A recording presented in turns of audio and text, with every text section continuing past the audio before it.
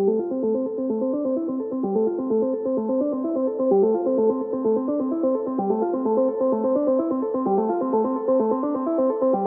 morning, ladies and gentlemen. I am Dr. Sandeep Nityanand Jha. Today we'll discuss about manifestation. After getting the initial success in my career, I thought to start a world-class university. I prepared, I purchased the land, I prepared the building plans, I thought about the classrooms, labs, playgrounds, auditorium, and all dams and all the things. And I pasted all the photographs of the buildings and infrastructure in my room, in my office, in my chamber. और हर दिन मैं उसके बारे में सोचता था. More than 15 years, I used to dream about the university, that someday I will start the university. I used to dream about that while sleeping, while eating, while breathing also. हमारे रोम रोम में उसके विचार थे. मैनिफेस्टेशन के लिए दो चीज important है. One, clarity in thoughts, and the second, detailing. भगवान डिटेलिंग में बसते हैं. जब आप सोते हैं तब आपका जो कॉन्शियस माइंड है वो सवाल नहीं पूछने वाला, बिकॉज वो तो सो रहा है. लेकिन जो सब कॉन्शियस माइंड है वो कभी सोता नहीं है, कभी सोता नहीं है. And there is a small component in subconscious mind. It's a very very important thing. आप लोग याद रखें, there is a very important component in subconscious mind, that is known as reticular activating system, RAS. RAS is responsible for realizing your dreams, achieving your goals. और एक बार आपका dream, एक बार आपका गोल reticular activating system में चला गया, no one will stop you from achieving your dream and goals, I'm telling you. Third important point, third important factor, and very powerful factor, that is power of potential. God has inducted in us immense potential. Every person has got the intrinsic quality. The intrinsic quality present in you may not be present in others.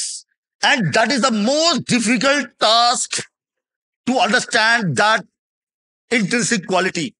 That's why I always say, utilize your potential. And if you fail, don't blame your luck. Don't blame your luck, because you are responsible for everything. आज की तारीख में लोग dream करते हैं, सब कुछ सोचेंगे, लेकिन अपना गोल नहीं लिखते हैं. अगर मान लो आपने कोई लेटर या कोई लिफाफा या एनवेलप आप कुरियर करते हो, और अगर उसके ऊपर में एड्रेस नहीं है, तो क्या ठिकाने में पहुंचेगा क्या वो? Therefore, मैनिफेस्टेशन के लिए इंपॉर्टेंट है, you should write the goals. आपको गोल लिखना चाहिए. And you should have short-term goal, you should have mid-term goal and long-term goal. And important thing is that अब जो भी आपका गोल है, जो भी आपका एम्बिशन है, उसका फोटो, उसका इमेज आपके माइंड में तो रहना ही चाहिए. आप उसको कहीं अपने टेबल पर रखें या फ्रेम करके रखें. मैं करता हूं, मैं करते आया हूं. जो भी हमारे ऑफिस में आया होंगे, पहले देखा होगा हमारे बिल्डिंग का प्लान, सब देखा होगा, सामने में मॉडल सामने में रहता है. So that should be clear. And the most important, another important point about the goal setting is, while setting your goal, you should punch the date. If you don't punch the date, you won't be able to achieve that. Right now also, whenever I delegate any work to my staff, I write it down and I punch the date. This कब तक आप achieve करेंगे, जिसको आप बोलते हो timeline और deadline. Another important point is the power of focus. When I started my career in education in 92, उसके बाद से लेके अभी तक still I'm into education. भले ही मैंने डाइवर्सिफाइड किया सब इन अदर सेक्टर्स, कभी रियल एस्टेट, कभी कुछ ट्रेडिंग, कभी कुछ और software, but my main focus, my main principal focus was always education, and the result is before you. When I left the public sector job, मुझे 3 साल बहुत परेशानी हुई थी. I was so frustrated. Then someone told me that जो आपका hobby है, जो आपका पैशन है, आप उसे अपना लो। बिकॉज हम बिजनेस फैमिली से आते नहीं है, हम बिजनेस कम्युनिटी से आते नहीं है। मुझे ये नहीं पता था मैं कौन सा बिजनेस स्टार्ट करूं at the age of 21, 22. Then I asked myself, what is my passion and what is my hobby?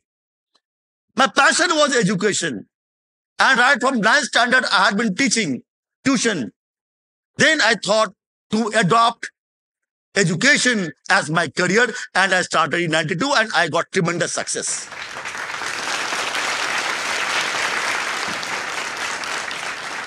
सबसे बड़ा फैक्टर अगर मैनिफेस्टेशन में मैं समझता हूं तो that is the will power. Of course skill is important, very very important. हर जगह स्किल चलता है, skill is important, but I personally feel will is much more important, much more powerful than skill. Last point बताऊंगा, last point, the power of gratitude is very very important and my last point. When I started my career for 3 years, that was a very tough period for me, very tough period for me. Then after first, I got very much frustrated that I left my government job. Then I happened to meet, I still remember that man. He was from Thane and I met him in my office. Sinkar Kaka. I miss him today, Sinkar Kaka. He's no more right now. I asked him, Sinkar Kaka, I am very much upset. I am very much frustrated. God has not given me anything. He ruined my life. All the things I told him. Then I said, what happened? Then I told him clearly that I'm not getting proper break. I'm not getting the outcome what I had thought of. Then he told, इतने लाखों लोग ऐसे इस धरती पे जो रात को सोते हैं, सुबह नहीं उठ पाते हैं वो।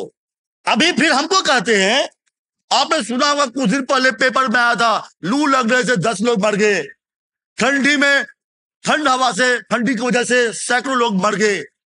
कम से कम तुम्हारे पास छत तो है जो तुमको लू और ठंड से बचाता है।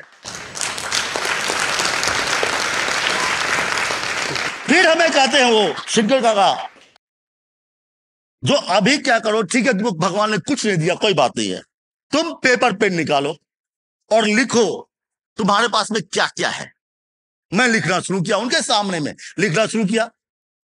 फिर मैं लिखता हूं जो I have got engineering degree from government engineering college, भगवान ने जॉब भी दिया था, छोड़ दिया जिसको। I have got very wonderful parents, I have got very good friends, सब कुछ बताया।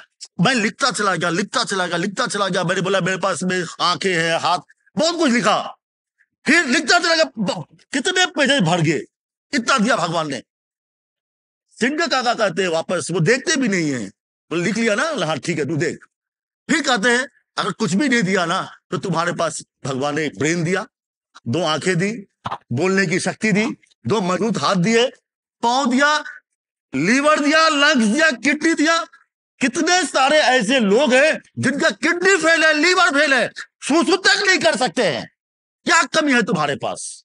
फिर कहते हैं जो भी है तुम्हारे पास, you should be thankful to God. भगवान का शुक्रिया अदा करो। क्यों शुक्रिया अदा करो? If you have got the attitude of gratitude, if you have got the attitude of gratitude, you'll think about those things जो आपके पास में है। आपकी सोच पॉजिटिव रहेगी।